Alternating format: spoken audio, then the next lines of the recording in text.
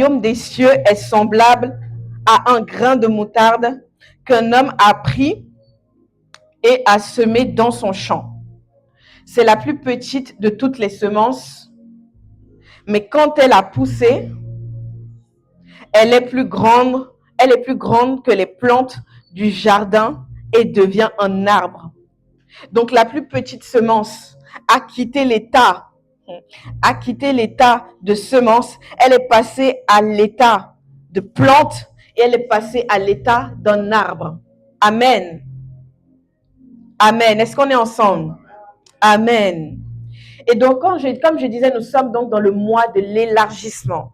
Et on va aller à la base pour définir ce que ça veut dire l'élargissement. Dans le sens j'ai cherché du coup la définition de ce que c'est l'élargissement. C'est augmenter la largeur ou la taille d'un objet. Augmenter la largeur ou la taille d'un objet ou d'un espace. Donc, par exemple, l'élargissement d'une route. Donc, au sens figuré, qu'est-ce que l'élargissement veut dire? Ça veut dire étendre. Ça veut dire étendre ou développer quelque chose. Au sens figuré, donc étendre ou développer quelque chose. Amen. On peut parler, par exemple, de l'élargissement d'une entreprise ou d'une certaine compétence. Mais là où ici, nous, on va s'attarder ce matin, c'est l'élargissement dans le sens de l'extension, l'élargissement dans le sens d'une action et d'un processus. Amen. Amen, amen. Est-ce que tu peux dire à ton voisin ce matin, je suis dans un processus? Est-ce que tu peux le dire ce matin? Je suis dans un processus. Amen. Tu es dans un processus avec Dieu et Dieu est en train de t'emmener quelque part. Tu n'es pas juste là dans la vie chrétienne comme ça, mais Dieu est en train de t'emmener quelque part. Amen. Amen. Donc, nous allons nous focaliser ce matin, donc, en tant que personne. Nous allons parler donc de l'élargissement en tant que personne. Donc, en tant que personne, on peut être élargi par rapport à quoi? On peut être élargi par rapport à nos capacités, par rapport à nos connaissances, ou même à notre manière de penser, à notre mindset, à nos idées et à notre esprit. Donc, en tant que personne, il faut savoir qu'il y a toutes ces caractéristiques-là qui peuvent être élargies en nous. C'est important, je suis en train de mettre les bases ici pour que vous puissiez vraiment me suivre parce qu'on va parler de beaucoup de choses par la suite. Amen. Est-ce qu'on est ensemble? Amen. Donc, en tant que personne, tes capacités peuvent être élargies, tes connaissances, ton mindset, tes idées, ta manière de voir, ta manière de comprendre et ton esprit également, spirituellement, ton esprit peut être élargi et grandir. Amen. Et ce matin, je demandais au Seigneur, Seigneur, comment est-ce que tu veux que je puisse parler de ce thème? Et l'une des choses que le Seigneur m'a mis vraiment à cœur de parler, c'est par rapport aux lois de l'élargissement. Amen. Il y a des lois dans le monde spirituel qui te permettent d'accéder à certaines choses. Tu peux prier, tu peux jeûner, tu peux lire la Bible. Mais si tu ne connais pas les lois qui te permettent de pouvoir accéder à certaines choses spirituellement, ta prière ne sera pas précise, ta prière ne sera pas orientée et tu ne pourras pas obtenir certaines choses. C'est pour ça que Jésus, lorsqu'il enseignait aux disciples, il parlait souvent en parabole et il disait, dans le royaume des cieux, voici ce qui se passe. Dans le royaume des cieux, voici ce qui se passe. Il était en train de donner des mystères dans le royaume de Dieu afin que les hommes puissent comprendre comment est-ce que ça fonctionne dans le royaume afin d'être capable de pouvoir attirer ces bénédictions-là à eux, afin de pouvoir être capable de pouvoir aller dans le monde spirituel et bénéficier des choses du royaume. Parce que tu peux t'appeler chrétien, mais parce que tu ne connais pas certaines lois, il y a certaines choses qui ne viendront pas à toi. C'est des principes. Je prends un exemple. Nous sommes ici, nous sommes donc sur la terre, et là où nous sommes emmenés. Voilà, nous sommes dans une entreprise. Et dans une entreprise, tu peux pas tout faire comme ça, tu peux pas tout avoir. Il y a certains principes. Par exemple, on te dit que voilà, si tu veux pouvoir manger sans dépenser ton argent, on te donnera un ticket resto. Et avec ce ticket resto là, qu'est-ce que tu pourras faire? Tu pourras manger. Donc, sans le ticket resto, tu ne peux pas avoir certaines choses, quand bien même tu es dans l'entreprise. Je ne sais pas si on me suit. Amen. Amen, amen, amen. Donc, je disais que donc l'élargissement est une action. L'élargissement, c'est une action. C'est quelque chose qui est en mouvement. C'est une action. Et donc, lorsque nous sommes venus sur terre, nous sommes venus dans un état où nous étions morts sans Christ. Lorsque nous sommes venus sur terre, nous sommes venus dans un état où on était mort spirituellement. Et qu'est-ce qui s'est passé? C'est que lorsque, par exemple, tu as accepté de recevoir Christ, lorsque, par exemple, voilà, pour toi aussi merveille, donc du coup, tu t'es baptisé, tu as reçu Christ et tout, etc. Lorsque tout ça, ça s'est passé, ton esprit a été régénéré, ton esprit a repris vie. Ton esprit a repris vie. Mais avant Christ, tu étais complètement mort spirituellement. Tu étais complètement mort spirituellement. Il faut que nous puissions vraiment avoir cela dans notre esprit. Donc, notre esprit a dû renaître avec Christ. C'est pour ça qu'on parle donc de nouvelle naissance. Amen. On parle de nouvelle naissance parce que notre esprit a dû renaître avec Christ, a dû reprendre vie avec Christ. On pouvait être en vie physiquement, mais intérieurement, notre esprit était mort. Amen. C'est pour cela donc que nous sommes, la Bible dit que nous sommes des ambassadeurs de Christ. Dis à quelqu'un, je suis un ambassadeur de Christ. Amen. Je suis un ambassadeur de Christ. Tu es un ambassadeur de Christ. Donc nous n'appartenons pas au royaume terrestre, mais nous appartenons au royaume céleste en Christ. Amen. Nous appartenons au royaume céleste en Christ. C'est important de pouvoir comprendre ces choses-là parce que quand je parle ici de loi spirituelle, lorsque nous venons d'un royaume ici. Donc, comme nous disons, nous venons donc du royaume céleste. Nous devons être capables de pouvoir d'abord comprendre notre identité afin de pouvoir fonctionner avec les lois du royaume. Quelqu'un qui n'a pas compris son identité en Christ ne peut pas fonctionner avec les lois du royaume. Il y a certaines choses qu'il ne pourra pas comprendre. Amen. Donc là où vous n'êtes pas simplement appelés à être des chrétiens. Oui, nous avons accepté le Seigneur. Oui, nous venons à l'église. Oui, nous donnons notre dîme, nous chantons et tout, etc. Mais vous êtes appelés, c'est dans la volonté de Dieu que vous puissiez comprendre d'où est-ce que vous venez afin de pouvoir fonctionner correctement sur la terre. Amen. Amen, amen. J'espère que vous êtes toujours avec moi. Hein? Amen.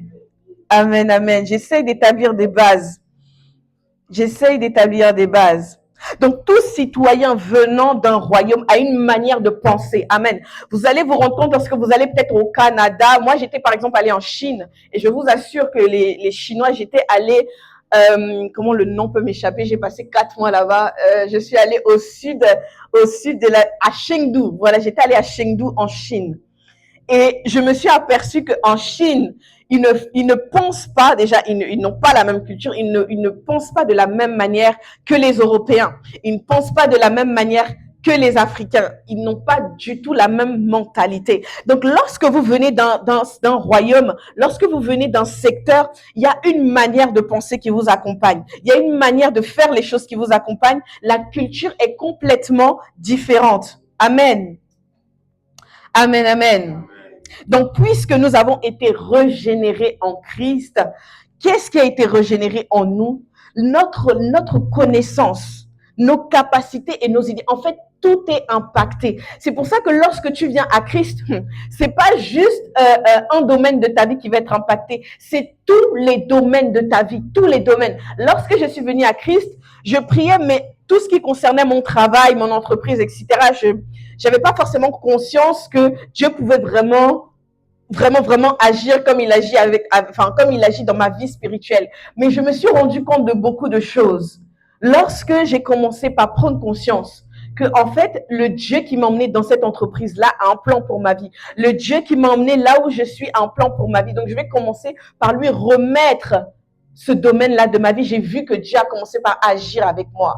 J'ai vu que Dieu même créait des situations pour moi pour me faciliter la vie dans le monde du travail. Donc, c'est tout. Et donc, puisque nous avons été régénérés en Christ, il y a notre connaissance également. Nous devons aller chercher cette connaissance-là qui est en Christ. Amen. Tu peux également avoir des capacités, mais pour les développer, tu peux les développer avec Christ qui te donne cette capacité-là. Amen.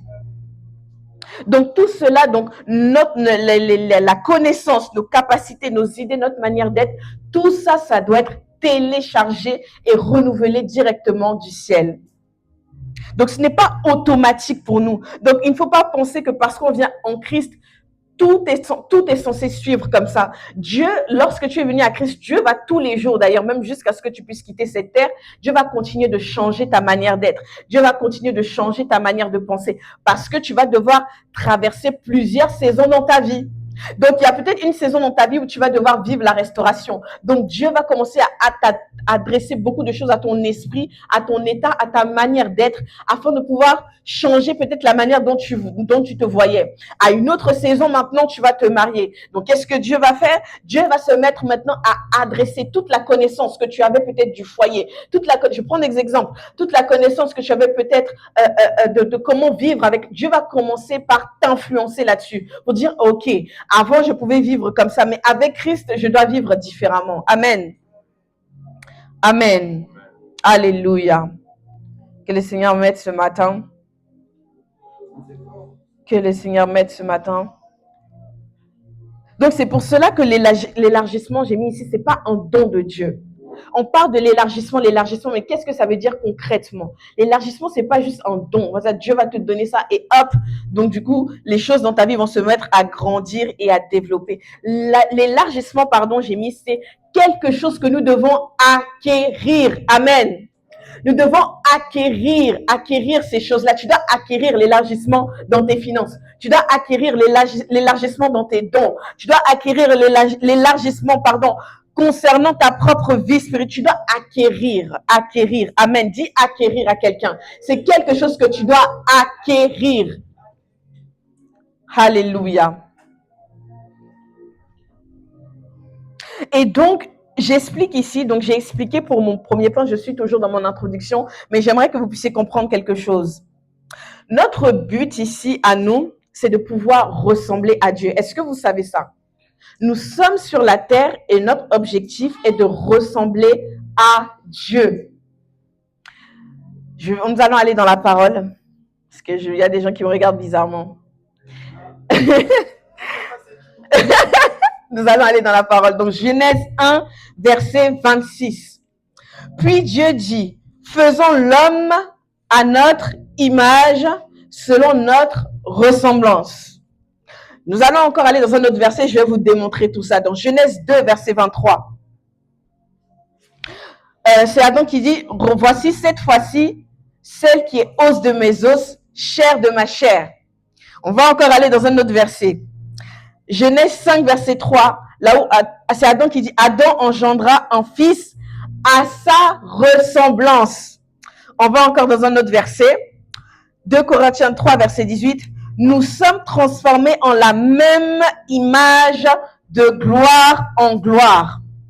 Un dernier verset. Je lis tous ces versets pour que vous puissiez comprendre le fil conducteur. 1 Jean 4, verset 17. C'est pas grave si tu n'arrives pas à suivre parce que il y a beaucoup de versets. Et si on s'attarde dessus, on va pas avancer. 1 Jean 4, verset 17. Tel il est, tel nous sommes aussi dans ce monde. Tous ces versets que j'ai listés là, si vous regardez bien, il y a un facteur qui revient souvent. C'est la ressemblance. C'est la ressemblance. Donc, tu es là avec Christ. Il faut savoir, c'est pour ça que c'est important dans la vie chrétienne de savoir pourquoi on fait tout ce qu'on fait.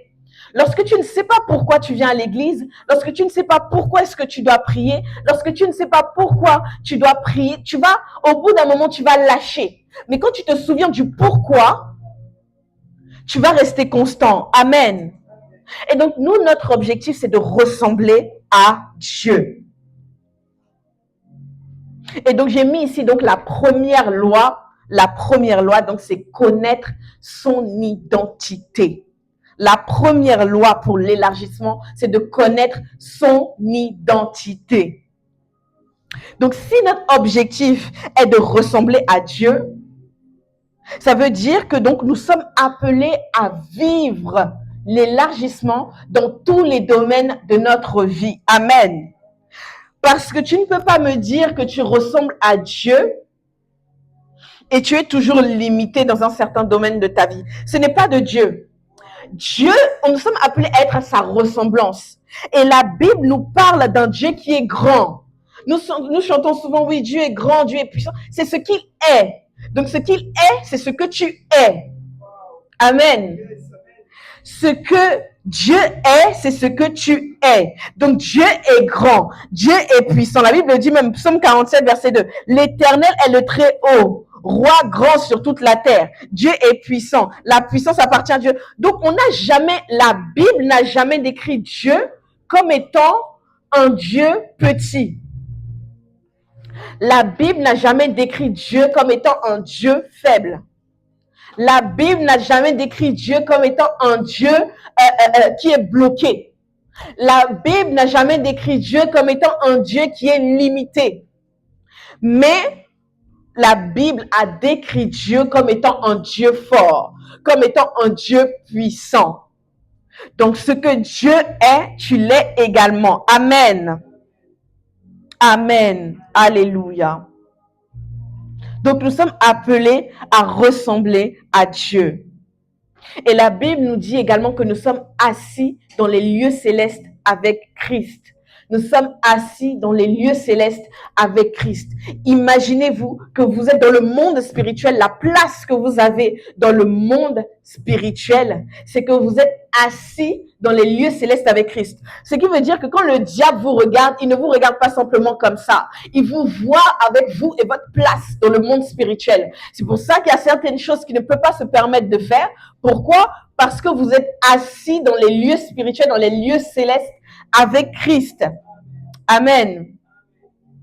Donc, Christ ici est en train de nous donner une information que nous ne sommes pas appelés à être limités dans notre état, dans notre manière de penser, dans notre comportement, dans notre manière d'être, dans notre vision, dans nos actions. Nous ne sommes pas appelés à être limités. Et il y a une chose qui s'est passée.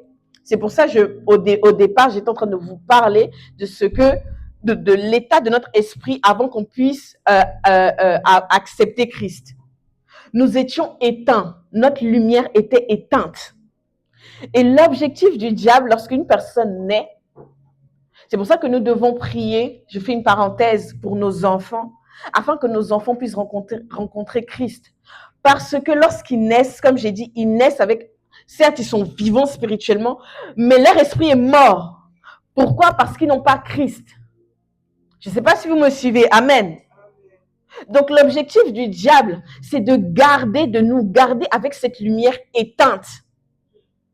C'est de nous garder avec cette lumière éteinte. Donc, le diable agit très tôt. C'est pour ça que vous allez entendre beaucoup de témoignages de foi de certaines personnes qui viennent à Christ. Ah oui, quand j'étais petit, j'ai vécu des abus. Quand j'étais petit, j'avais vécu ça. Donc, le diable, dès l'enfance, commence déjà par essayer de te maintenir pour toujours dans la mort spirituelle. Je ne sais pas si vous êtes en train de comprendre la portée des choses. Donc, c'est pour ça que très tôt, il va faire en sorte que vous soyez blessés. Très tôt, il va faire en sorte que vous rencontrez des difficultés de terre. Ça va amener la confusion. C'est pour ça qu'il y a des personnes, vous allez les interroger aujourd'hui, ils ne savent pas qui ils sont. Ils sont perdus. Ils sont perdus. C'est pour ça que il y a certaines personnes qui disent que je m'identifie en étant qu'un animal, je m'identifie en tant que... Vous savez déjà toute la traîne qu'il y a sur les réseaux. C'est incroyable. Donc, c'est-à-dire, c'est vraiment les gens sont complètement perdus dans leur identité. Et donc, l'objectif du diable, donc, c'est de garder notre lumière éteinte et notre identité éteinte. C'est pour ça que nous, lorsque nous venons à Christ, nous devons comprendre que maintenant que nous sommes à Christ, notre lumière est allumée. Maintenant, notre lumière est allumée et nous devons ressembler à Christ. Nous devons ressembler à Dieu. Donc, tu ne peux pas dire que tu ressembles à Dieu si depuis des années, tu es limité dans la même sphère. Tu ne peux pas dire que depuis que tu ressembles à Christ si depuis des années, tu es limité dans le même travail. Gloire à Dieu pour ton nouveau travail. Gloire à Dieu pour cette entreprise dans laquelle tu as pu être. Gloire à Dieu pour tes idées même d'entreprise. Gloire à Dieu pour tout ça. Mais il y a une chose. Ce n'est pas simplement appelé à rester à l'état d'idée. Tu n'es pas simplement appelé à rester là avec le même salaire. Tu n'es pas simplement appelé à rester là avec les mêmes choses que tu fais de ton. C'est-à-dire que même si tu as ce salaire-là, au moins quelque chose doit grandir. Peut-être tu dois apprendre des choses, mais tu ne peux pas juste rester dans un domaine dans ta vie et rien ne bouge. Il faut que soit ce soit la connaissance, il faut que soit que quelque chose doit bouger, quelque chose doit grandir dans l'environnement et dans la sphère dans laquelle tu es. Amen. Amen. Donc, on ne peut pas dire qu'on ressemble à Dieu si on est toujours limité dans un certain domaine. Ce n'est pas l'ADN de Dieu et ce n'est pas l'ADN de l'élargissement. Ce n'est pas l'ADN de Dieu et ce n'est pas l'ADN de l'élargissement. Amen. Donc, je disais, donc l'objectif de l'ennemi, l'objectif du diable, je vais vous expliquer, c'est que tu ne puisses rien produire. Et quand je lisais ce verset, j'ai vraiment été abasourdi. Dans Matthieu 13, verset 24, je vais vous montrer ce que l'ennemi est capable de faire. Dans Matthieu 13, verset 24, vous devez être conscient. Pourquoi est-ce que je suis en train de dire tout ça? Vous devez être conscient du monde spirituel autour de vous et des plans de l'ennemi. Parce que c'est dans l'ignorance que le diable arrive à faire beaucoup de choses dans notre vie. Souvent, des personnes qui disent oh, mais non, mais il ne faut pas parler de lui et tout. Faut pas parler de lui, faut pas parler de lui, mais c'est pas, tu peux même penser, même croire que le diable n'existe pas, mais c'est pas ça qui va te protéger de lui. Tu peux même n'avoir aucune information sur lui, mais c'est pas ça qui va te protéger de lui. Mais nous devons être conscients de notre adversaire, comme le dit la parole. Amen. Donc c'est ça. Donc Matthieu 24, donc, il leur proposa une autre parabole et il dit, le royaume des cieux est semblable à un homme qui a semé une bonne semence dans son champ. Amen. Mais pendant que les gens dormaient, son ennemi vint, sema l'ivraie parmi le blé et s'en alla. Lorsque l'herbe eut poussé et donné du fruit, l'ivraie parut aussi. On peut continuer. Les serviteurs du maître de la maison vinrent lui dire, Seigneur, n'as-tu pas semé une bonne semence dans ton champ? D'où vient donc qu'il y a de l'ivraie? On peut continuer. Il leur répondit, c'est un ennemi qui a fait cela. Oh my God. C'est un ennemi qui a fait cela. Je prie et je déclare dans votre vie, au nom tout-puissant de Jésus, que Dieu vous donne les yeux, que Dieu vous donne la capacité de pouvoir discerner ce que l'ennemi est capable de faire dans votre vie, au nom tout-puissant de Jésus. Est-ce qu'on peut dire Amen? Il leur répondit, c'est un ennemi qui a fait cela. Donc, il s'est retrouvé surpris. Donc, ce n'est pas dans la volonté de Dieu que tu te retrouves surpris de ce que l'ennemi est en train de faire dans ta vie ou dans ta famille. C'est pas dans sa volonté.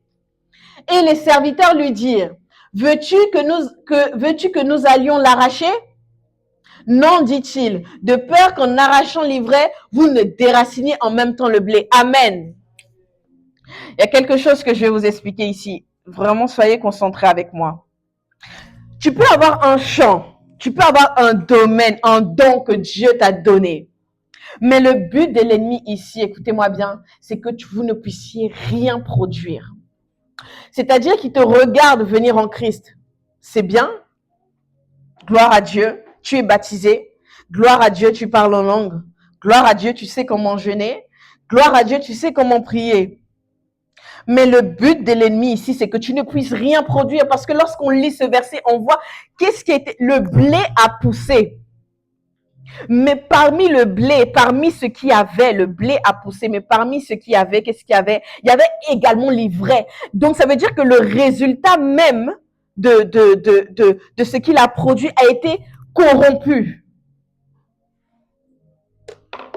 Le résultat, merci. Le résultat de ce qu'il a produit a été corrompu. Amen. Nous devons être capables de comprendre ces réalités-là. Donc, le diable n'attaque pas toujours ce que tu possèdes. Des fois, c'est juste carrément tout faire pour que rien ne puisse ressortir de toi. C'est pour ça que j'ai dit que notre objectif, c'est de ressembler à Dieu. Et Dieu, dans son ADN, dans l'ADN de Dieu, qu'est-ce qui ressort de lui? C'est la gloire. Qu'est-ce qui ressort de lui? C'est la victoire. Qu'est-ce qui ressort de lui? C'est toutes ces choses qui ressortent de Dieu.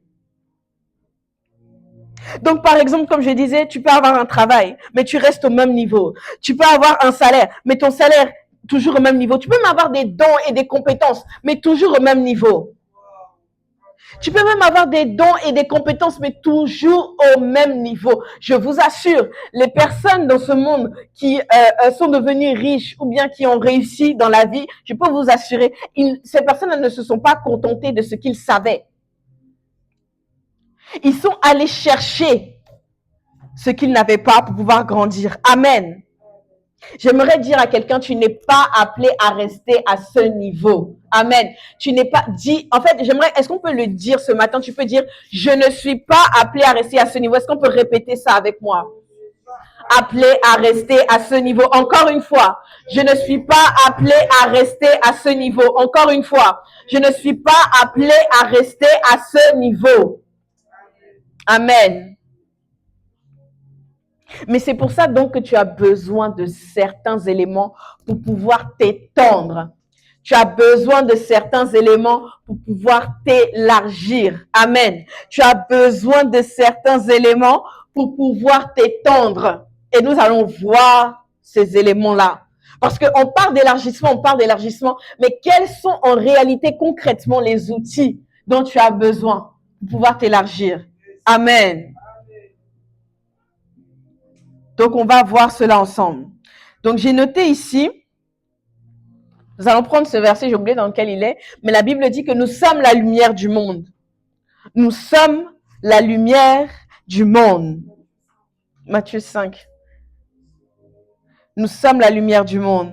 Mais c'est pas grave si tu l'as pas, c'est juste ce verset-là que je voulais qu'on ait en tête. Nous sommes la lumière du monde. Donc, comme je le disais, sans Christ, nous étions perdus. Et ici, ce que nous avons besoin de pouvoir avoir afin de pouvoir nous élargir dans tous les domaines de notre vie, c'est la capacité à voir. Amen. C'est la capacité à voir. Vous allez vous rendre compte, tu peux avoir les yeux, mais ça ne veut pas dire pour autant que tu vois.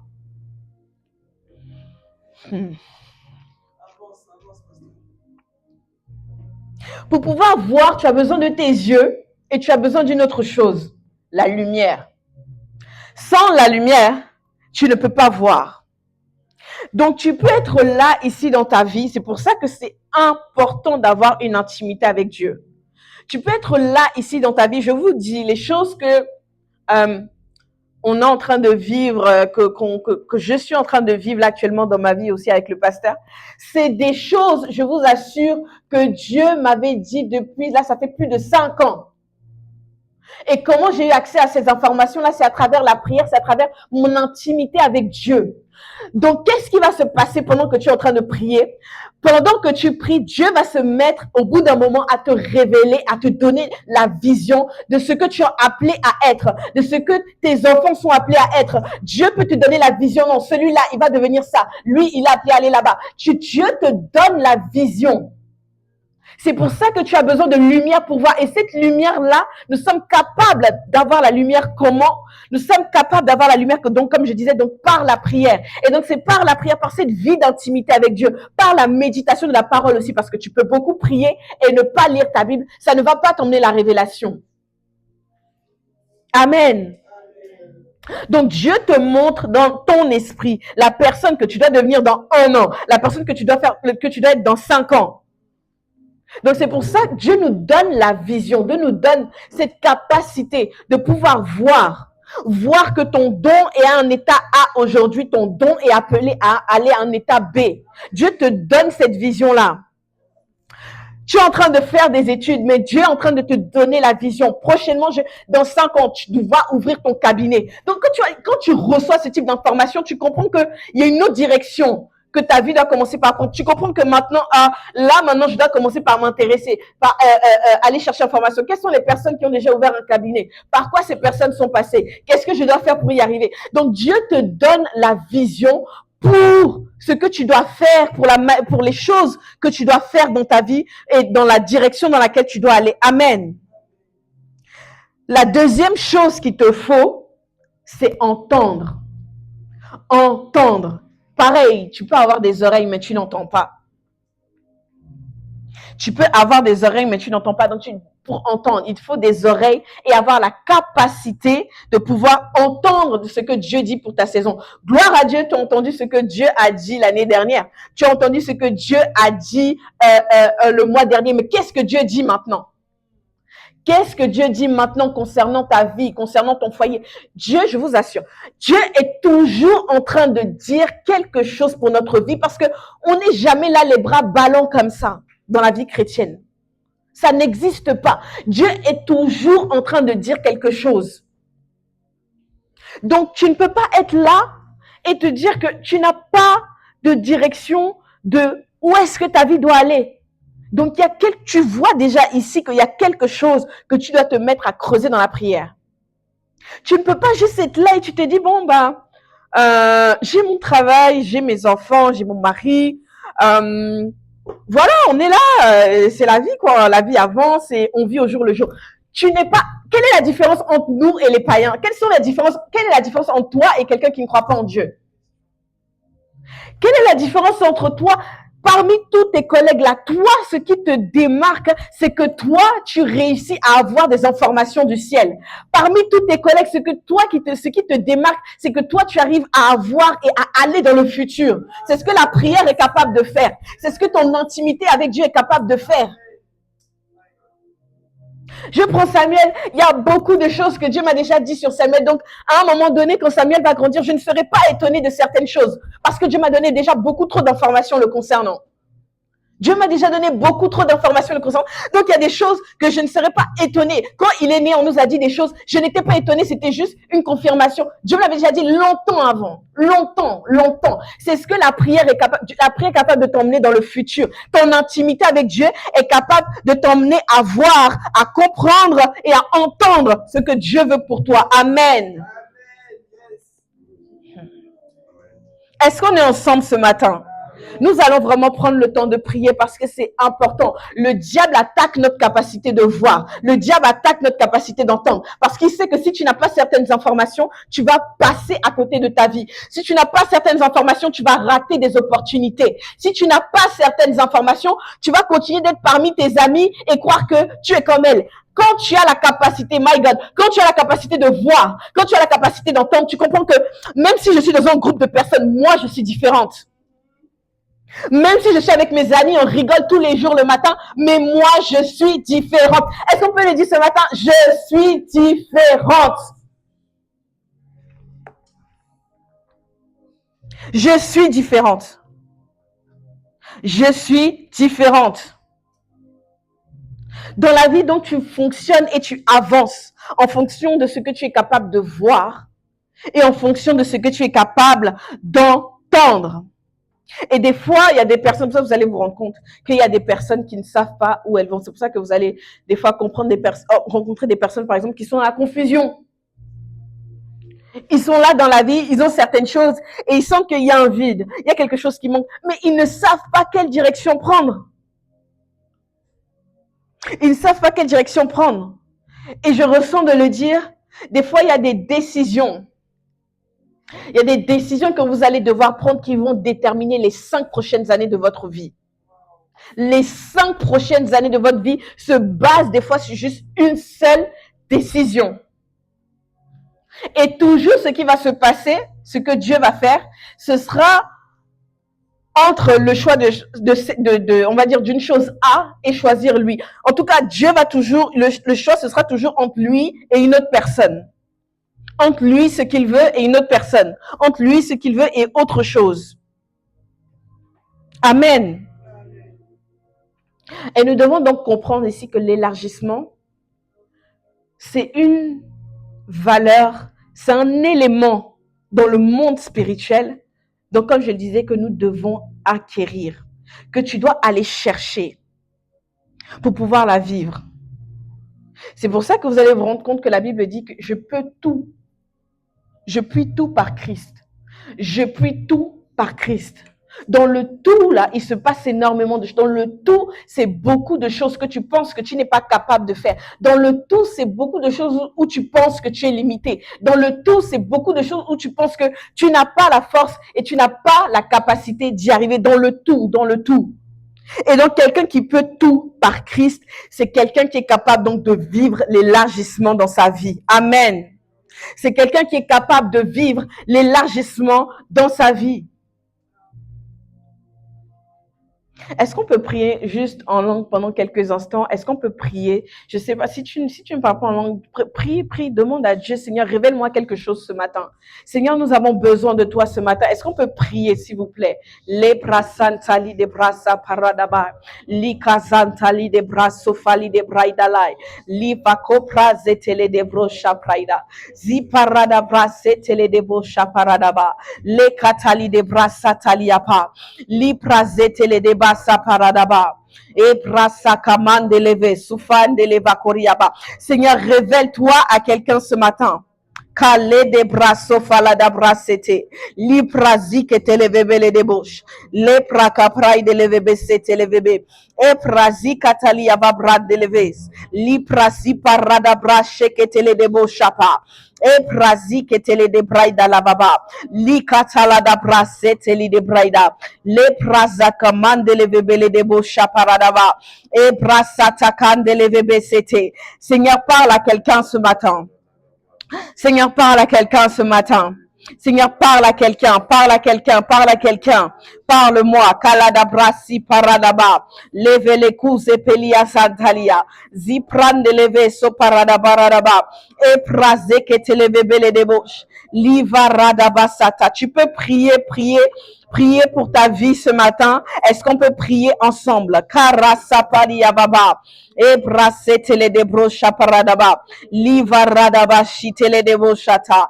Li prazi pele de volodobosh. Le pradala da baladaba. Le prasitele de braisete. Le karada prasata diababa.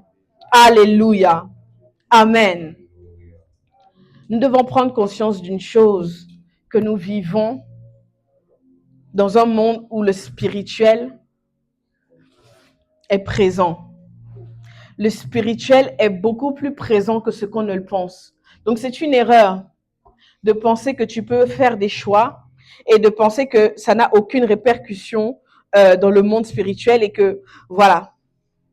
C'est une erreur de penser que tu peux prendre certaines décisions et aller comme ça et penser que ça n'aura aucun effet.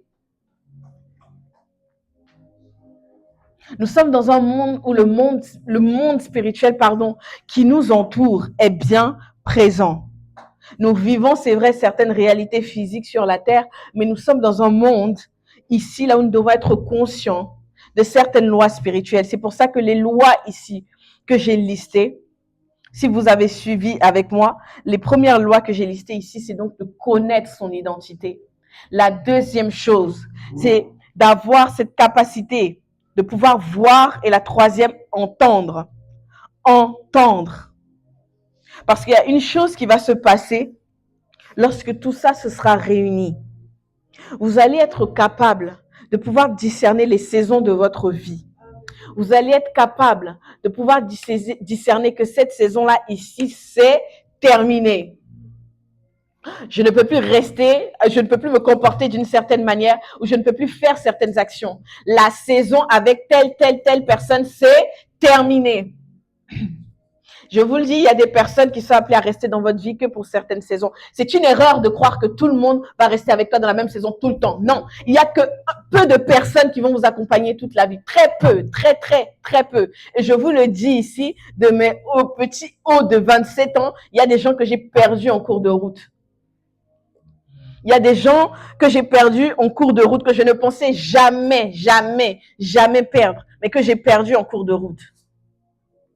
Et lorsqu'on choisit de marcher avec Dieu, il faut comprendre que très peu de personnes iront jusqu'à la fin avec vous et c'est comme ça. Et Dieu le fait également pour vous protéger. Vous ne pouvez pas aller avec tout le monde partout. Donc la capacité de voir et d'entendre te donne la capacité de discerner dans quelle saison tu es et dans quelle saison tu vas être. Amen. Dans quelle saison tu vas être. Si je te pose la question, dans quelle saison tu es en ce moment, est-ce que tu es capable de me le dire? Parce que pour vivre l'élargissement, en fait, c'est ça. Si tu n'es pas conscient de la saison dans laquelle tu es, comment est-ce que tu peux dire que, OK, je m'attends que dans un certain domaine, la main de Dieu puisse s'étendre, je m'attends à vivre la gloire de Dieu dans certains domaines. Il faut que tu sois capable de pouvoir entendre, savoir la saison dans laquelle tu es pour être capable de t'aligner avec ça. Parce que l'une des choses que Dieu ne va jamais faire, et je pense que je l'ai déjà dit, Dieu ne peut pas venir prendre certaines décisions à notre place. Il faut que nous soyons des chrétiens responsables. On ne peut pas toujours dire, ah, mais c'est la volonté de Dieu. C'est comme ça que ça devait se passer. C'est comme ça. C'est Dieu qui a fait. Je sais pas où certaines phrases spirituelles et chrétiennes, des excuses qu'on donne. On doit être capable d'être des chrétiens responsables. Ça n'a pas marché. Qu'est-ce que je devais faire à mon niveau? Je suis toujours en train de tourner en rond. Qu'est-ce que je n'ai pas encore fait à mon niveau? Je suis toujours là où je suis. Qu'est-ce que je n'ai pas fait à mon niveau? Elle évolue loin dans sa vie spirituelle, mais qu'est-ce que moi, je n'ai pas fait à mon niveau? L'autre a payé des prix que tu ne vois pas. Je peux te le dire. En tout cas, avec Dieu, du moins si c'est vraiment Dieu qu'on suit, on ne saute pas de classe. On ne saute pas de classe avec Dieu. On ne saute pas de classe avec Dieu.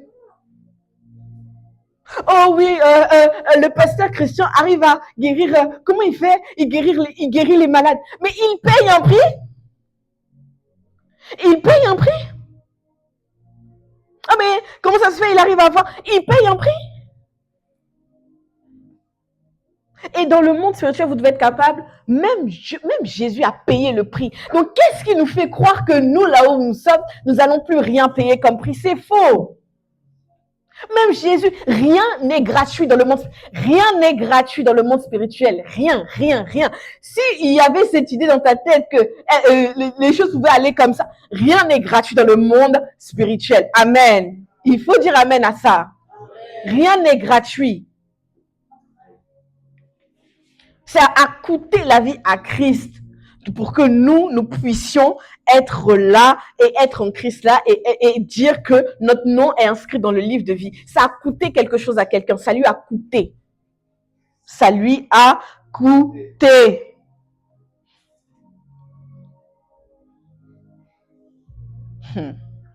Est-ce qu'on est ensemble? J'espère que je ne suis pas en train de perdre votre temps cet après-midi. Hein. Amen.